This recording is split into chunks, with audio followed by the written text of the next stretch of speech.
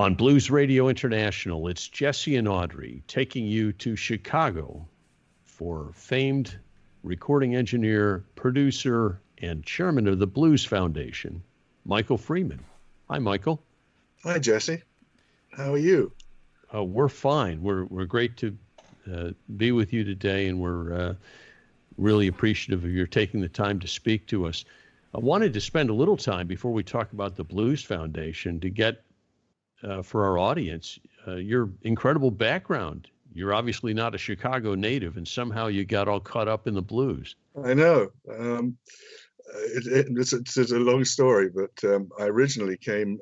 Well, actually, my first visits to the United States were when I was 12 years old, and my father had been headhunted by a company in Dallas, Texas, and we arrived, I think, in the April of 1964. So the Kennedy assassination was still in the air. Dallas was a very segregated city. The Beatles were invading. There were just all sorts of things going on. And my father was involved in some technology for the space program. So my head was spinning at 12 years old. We went back to the UK just about 2 years later. And then I met some musicians in 1976 who were from Chicago, who were looking for somebody to run their business and also for a bass player. And they finally persuaded me to move to Chicago in 1973. And I was out on the road with them for a little while. And then I went out on the road with a group called Pez Band, who were the group that coined the genre power pop. And got tired of being on the road, published a music newspaper in Chicago called Stage Pass for some years, and then found my way into the recording world, and was hired as a studio manager at a studio complex called Head and West, which was later renamed Remington Road Studios. And that was sort of a 10-year apprenticeship for me, because I think from the minute I walked into the studios, I wanted to learn how to make records.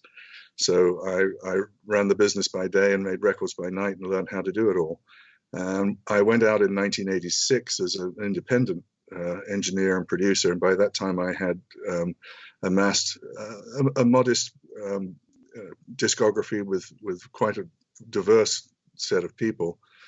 And I got a call from Blind Pig Records, who were in the middle of a Joanna Connor record. I can't remember if it was the Believe It record or the Slide Time record. I think it might have been Believe It. And the engineer that they were using at the particular studio was very ill, and they asked if I could take over the project. Well, very sadly, Mike Rasfield passed away before that project was finished, and I inherited the Blind Pig Records account in Chicago, and that led to, I think, 25 albums with them, and a lot of other blues projects that came along the way. And right now I'm working on my 70th, I think it's my 70th blues album, finishing up a Mississippi Heat record. I've been very thrilled to have received a Blues Music Award and a Keeping the Blues Alive Award and a Grammy Award and a couple of nominations for the work that I've done. So I'm very, very thrilled that my work has, that my peers have felt it was worthy of comment. What perspective do you have on the state of blues music when you look back on the recording experience you've got and how it's evolved since the time you first got involved? Well, I think the advent of contemporary blues as a category, which sometimes one would say borders on moving blues into a genre that's just influenced by blues. I think that has changed the perception. The younger up and coming artists never experienced what the legacy blues artists experienced in their lives. So we didn't live that. They didn't live that. So all the work that they do is really a tip of the hat to the legacy artists that we revere so much. But there are artists who are producing records that are very, very fine. And we're seeing a younger generation come through with people like Kingfish and John Tavius Willis, Marquis Knox. And that's exciting because we absolutely want to see younger blues players come back into the fore again. And I hope that once we're through this enforced isolation and the inability to go and see live music, that we're going to see more of them. And I think that's exciting because they will have an opportunity to really make their mark. You touched on a topic that I think is at the heart of what many people who care about the blues think about and talk about frequently, but we've never come to a resolution of, and that is, how can we expand blues to the point that we can engage other audiences, yet still retain its identity as blues music? Some say, for example, we've wandered so far off the path with blues rock that it's become rock. And where do we rein things in, yet take advantage of the opportunity to expand in directions that might pick up a new demographic, for example, for our very important work to continue the blues? Music has to grow. Music should never be stationary. If you look at early blues, which is acoustic blues, and then you move into the electric blues era, that changed blues quite dramatically. We shouldn't be afraid of that change. The artists have to be authentic, and they have to be telling the stories that are authentic. We shouldn't be afraid to have other genres identify blues, but we have to make sure that they identify it the correct way, and that they understand the components that really make up a blues recording. But it's important that we do share our genres, history, culture, and music with the other genres, so that they understand a little bit more perhaps about where they came from, because most of them have a root in blues. And that's an interesting point that Jesse brought up that I was going to ask you about. And that is that when we go to a show and we experience a young blues performer who has fused elements of classic blues with rock blues and made it their own, the audience demographic is still the same. Mm-hmm. And I'm curious if you have any thoughts on how we could motivate the younger demographic to take on an interest in this music so that it can live on. We have to invite them. I think we have to invite them. And I think we have to put it in front of them and say, why don't you come into my living room and listen to the music that I love?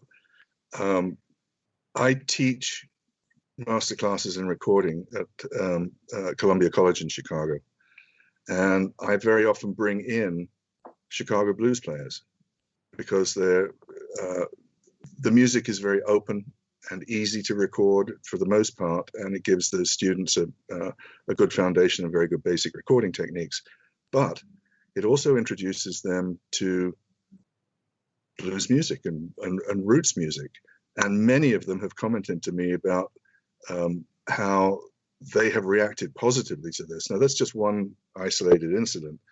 But I think the more that we can promote blues in ways that younger audiences will at least take a look.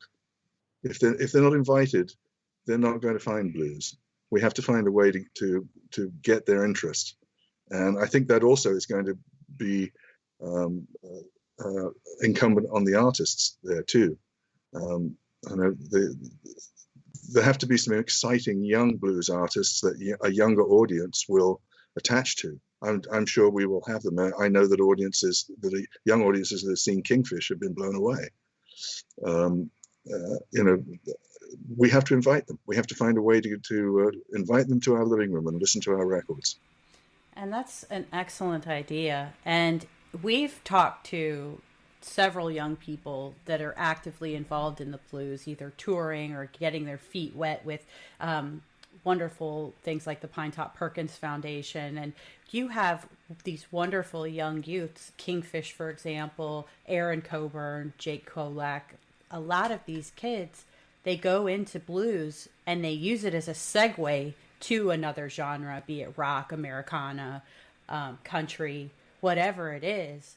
And they're taking those blues elements and sprinkling them around in other genres. So in a sense, they are keeping the blues alive through that. But with the classic blues, I think that there's still a need for that to stay alive. And I've seen it through the IBC that there are young people that are still very interested in classic blues. So hopefully they'll be able to share their gifts with us some more when the time comes. And that leads me to my next question. As a chairperson for the Blues Foundation, what is the Blues Foundation thinking of as far as 2021?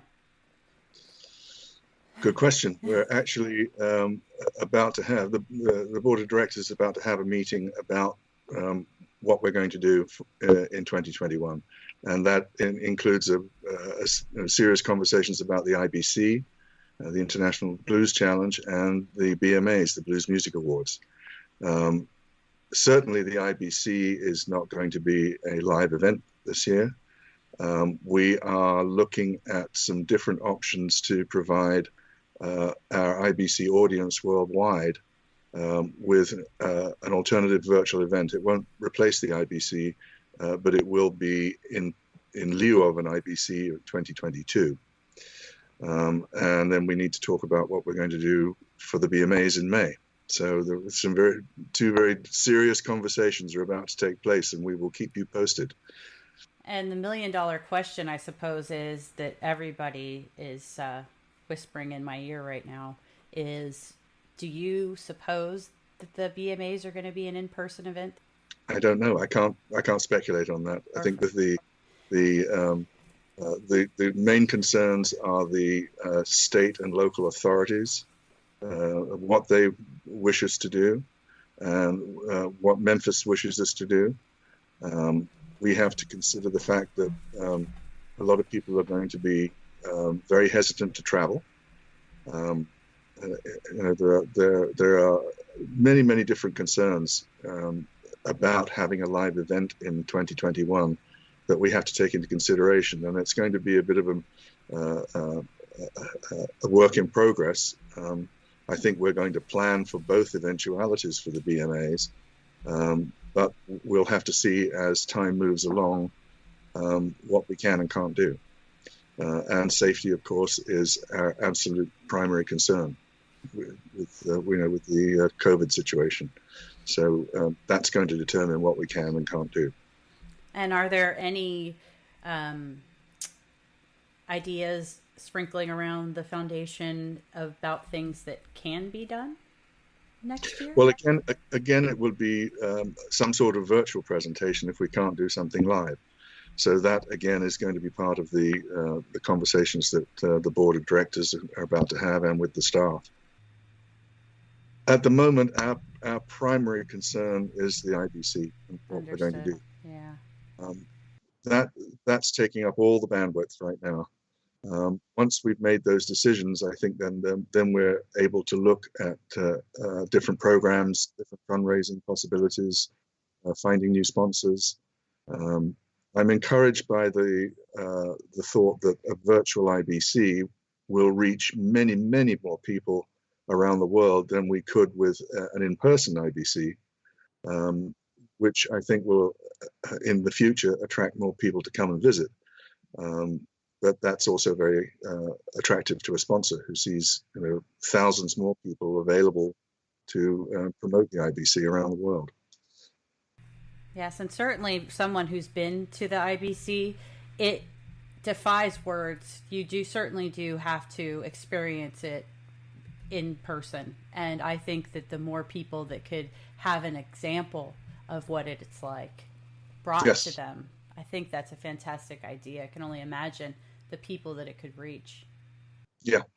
The challenge, our challenge, is to provide a virtual event that in some way shows some of the excitement and the energy that surrounds the IBC. And you know what that's like from having been there. It's a wonderful week of activities, and the blues families getting together, music everywhere, networking, seeing people you haven't seen all year. Just it's a wonderful event. It really is. So that's our challenge, is to provide something that in some way gives an audience a feeling for what an IBC is like, and that it's so attractive you have to come next year. Let me step back for a minute, Michael, to use your great historical perspective and your position in the industry to look forward a bit. The foundation has done an amazing thing in doing so much to keep musicians alive and healthy during this crisis. This is something no one could have anticipated. The foundation has stepped up and is there today. And we're hoping that everyone listening has already contributed or will contribute to the Musicians COVID-19 Relief Fund at the foundation. But looking forward, we've got a fan base that very much wants to see live music, is hungering for this, it misses it, and is willing to do what's necessary to see it. We have musicians who need to play. We have venues that need to stay afloat, so there'll be places to play. How do you see the music industry evolving and coming back in whatever form it's going to come back as we ease back into something after we start the vaccine distribution here? Well, I can only speak from my perspective and where I sit in the industry, Jesse. Unfortunately, we may lose some venues and some festival promoters due to having closure and not being able to sustain themselves during this time period. I have a feeling, though, that there will be new operators that will come to replace those who have gone by the wayside, or the operators who were there will be able to find new financing to revitalize their venues. There's a huge appetite to see live music now. So I think that will come back with a roaring yes. We're going to a show tonight, or we're going to Buddy Guy's Legends, or we're going to the Slippery Noodle, or wherever it is, or we're going to a festival. That will come back again for sure. One of the things that we, in the recording side of things, we're concerned about how musicians are going to supplement their income from live performance with recorded material. CD players are disappearing. New cars do not have CD players. So merchandise off stage was a huge part for blues artists' income. It supplemented them in very meaningful ways. So to sell somebody a digital download doesn't seem quite the same as giving somebody a piece of artwork with some music inside it that they can keep in a library. And we're seeing certainly a return to an appetite for vinyl. How long that will last, I don't know. May it go on for as long as it can. I have a very large vinyl collection that my wife is not fond of because it's so large.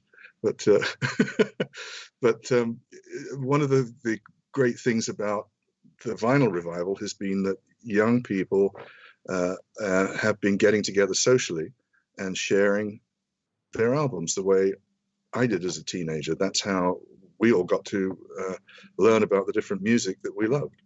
I think that's very encouraging. I'm still furious about the revenues that artists see from streaming. I think that's horrible. At some point, in the publishing world, there are statutory rates for mechanical royalties. But streaming is just, it's the Wild West. And it's, when you think of hundreds of thousands of streams and artists getting only hundreds of dollars for that, there's something wrong with that equation. There really is. I hope that at some point that will change, but that's up to the labels and the politicians and whoever else gets involved.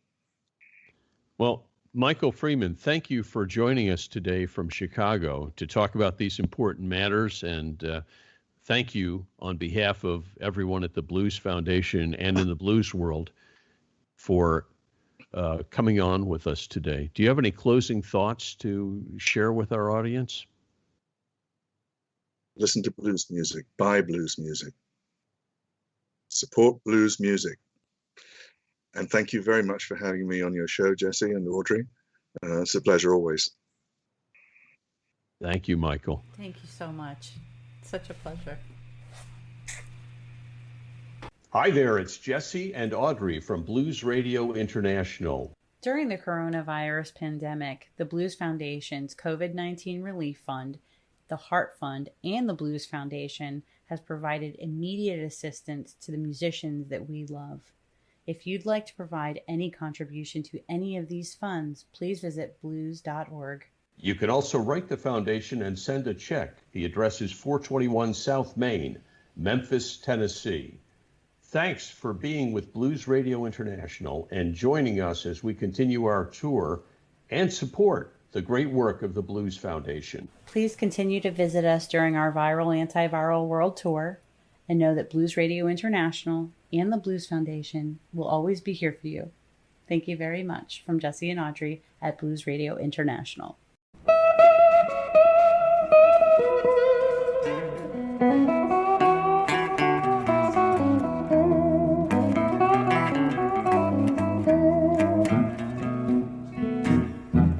Yes, ladies and gentlemen, this is the Welsh Ledbetter Connection.